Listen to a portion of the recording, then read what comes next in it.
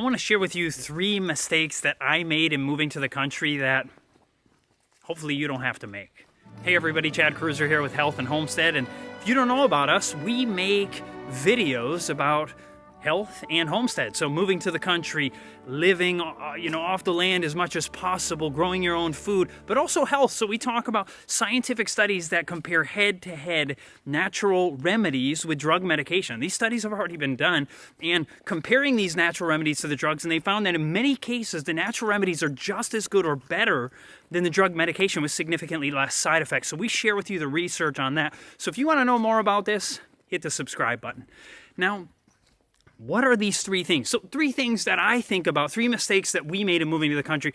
The first one had to do with the felling of the trees. And what do I mean by that? Well, it wasn't the actual felling process. See, when we moved out here, this was just raw timber. This is my driveway. And it is, we spent this time sleeping out here in tents. We didn't, in the beginning, all we had was our tents, and we brought in jugs of water. We didn't have any water here, no well, nothing really. And so we went through that whole process of felling trees for months, and no toilets, no showers other than one of those like bag showers you hang from a tree. And so then we cut the trees down, and we cut them up into what you might call firewood or cordwood. And then we put them in wheelbarrows, pushed them up the hill, stacked them up. But because of lack of time and more reasons than that, we didn't split them. And if you don't split your firewood, it's not ready for throwing in your wood stove. So it takes about a year. Once it's split, not once it's cut into cordwood, but about a year after you have split it, then you can actually throw it in your wood stove. And so because of that, we don't really have any firewood right now. Now, you might be thinking, oh, are you guys cold? I mean, it's like 39 degrees right now. Well, not really. Now, we do have a propane tank, and so we have standard heating in our house, so it's not really a problem. It's just that we could be saving a ton of money right now, but we basically have to wait until next year, because now I've split a good chunk of our wood and it'll be ready next year, but it won't be ready till then. So now I have to spend the money on propane. So if you want to save money as much as possible when you get your land, I mean, here's the thing, I can still go buy some, but it still costs money. So you get the idea, and I probably will still buy some anyway. But man, how much nicer would it be to save hundreds of dollars this winter? And not only that, I mean, man, the feel of the warmth of a wood stove is just an incredible feeling. I love heating with that. And so, long story short, I wish we would have done that. That's one thing that I regret. Now, what is the second thing? Number 2 has to do with our well. And what is it? So we had a well drilled here because there was no water on the property. And they hit water roughly about 87 feet, if I recall correctly. And I told them, I said, listen, don't just go a little bit below. I want plenty of room below, just in case we have a dry year, a couple dry years. I want to make sure that I don't have to have another well drilled. I know someone in the area here who just had to drill a new well this summer because his well ran dry. And so I wanted to do at least my best part at not having that happen on our property, because what a bummer that would be. Spend thousands of dollars again. And so he drilled down, I think it was like 155 he ended up giving us in total. And so I'm thankful for that. But we asked for a 6-inch well casing, and we ended up getting a 5-inch well casing. I wasn't around and wasn't able to be there, so I really wish I could have been there so we could have said, no, we really, really need the 6-inch well casing. And the reason is this, that if you have a 6-inch well casing, depending on what you actually do have in the hole with your submersible pump, you can actually have both your submersible electrical pump along with, on top of that, you can actually have one of the hand pumps, just in case, if you have bad weather for a while, electricity goes out, or simply times get bad and you just have to live off your hand pump. And so, but with the 5-inch, it just doesn't work out in my case to actually be able to do that. So that is something that if you're going to drill your own well, really consider getting a 6-inch well casing so that you can have a hand pump if that's something you choose to do. Number 3 has to do with the soil on my property. See, when we came out here, once again, it was just basically timber at the time, and we went and, you know, you look at it, you look it over, you get your idea of where you're going to put the house, and you're going to do different things. And so you also look at the soil, and as we looked at the soil, now keep in mind, you don't really know how good soil is until you really have it tested. Unless you're in an area where, like, it's just really known for having good soil, chances are you're going to have that. And by the way, that's a really good point to remember. If you're ever thinking of moving to the country, or you're ever in the country and you're going to move again, one of the great things you can do is go ask neighbors or people in the vicinity, hey, how's the soil in this area? Now, that doesn't mean the soil on your property is going to be exactly the same as your neighbors, but regions have, in general, once again, there's like there's microclimates, there's micro soils. There's probably no such thing, but you get the idea that there's different soil in different areas, I'm sure. But in general, you get kind of a general feel of an area. So you ask your neighbor, that might give you an idea.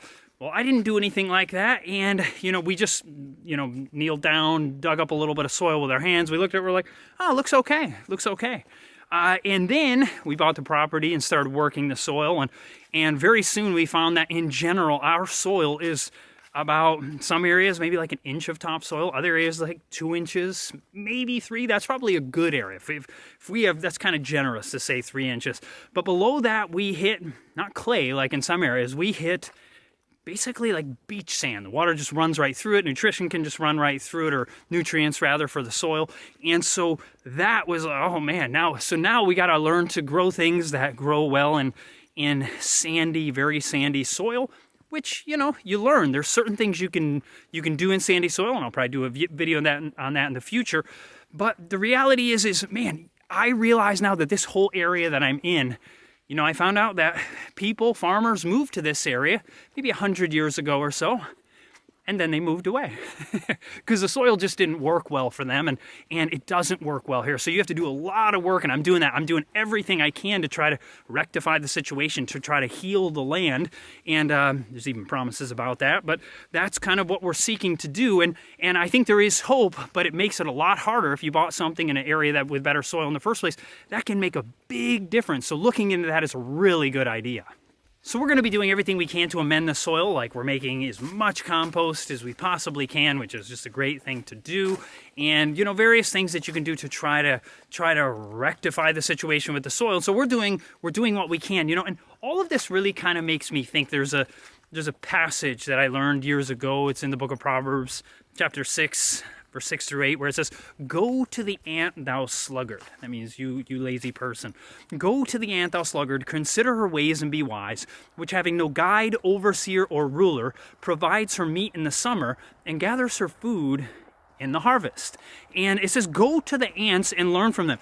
Ants are amazing. They're absolutely amazing.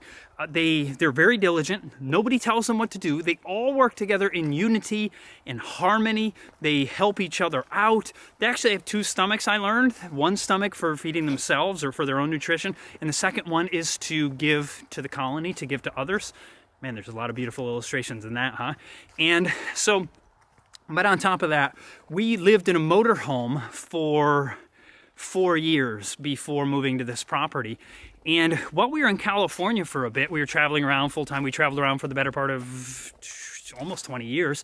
And we were living in this motorhome. And while we were in California, the ants, every time we get like 90 degrees at our motorhome in California, we'd get ants like crazy, insane amount of ants in our motorhome. And so there's these like things people suggest trying. And so they said, oh, take some flour and put it on the trail where they're walking. It'll mess them all up and they won't come. Well, we tried that, and sure enough, that stops them from going right there. And they don't like weep and mourn after that. They just kind of go and find another spot, right? They don't give up. They just find another way in. Well, we tried different things, and maybe if you try to block one place, they just come in another. They don't give up. They're diligent. That's what they are. So go and learn from them, we're told.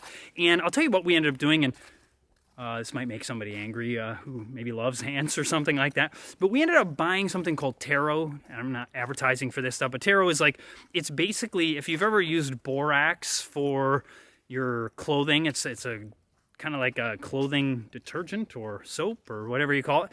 It helps clean your clothing, and it's from California too. I mean, they actually dig the stuff out of the ground, And nevertheless, it's taro is like a sweet liquid with borax in it, and the ants love the sweetness, so they just flock to this stuff. They just come in mass to this taro stuff. They eat it, and then remember, they eat it, and then they go bring it back to the colony, and they kill the whole colony.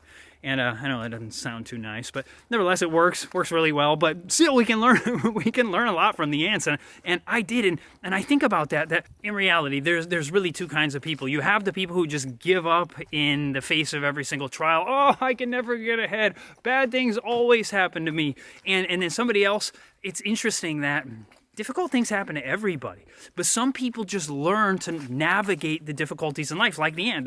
They go around it. If there's an obstacle in the road, they find another street to go down and find they can get to the same destination. And it's that way in so many areas of life. And it's really, the principle of that verse is that you can actually learn that character. So if you weren't kind of born into that mindset, or maybe you didn't grow up in a family that taught you that, the principle here is that you can actually learn to be a different person, to learn to be an overcomer, to learn to be somebody that you don't let life control you. You actually get to control what happens in your life. And in reality, we are the arbiters of our own destiny. We actually get to choose what's going to happen to us, where we're going to go in life. Are there going to be trials? Are there sometimes things that happen that are just totally out of control? We can't deal with them. Yeah, sometimes we just got to accept the way things are, no question. But even some people who go through serious catastrophes, they're still successful in life. I think a friend of mine who's legally blind, but he'll fix your alternator. He can help fix your computer.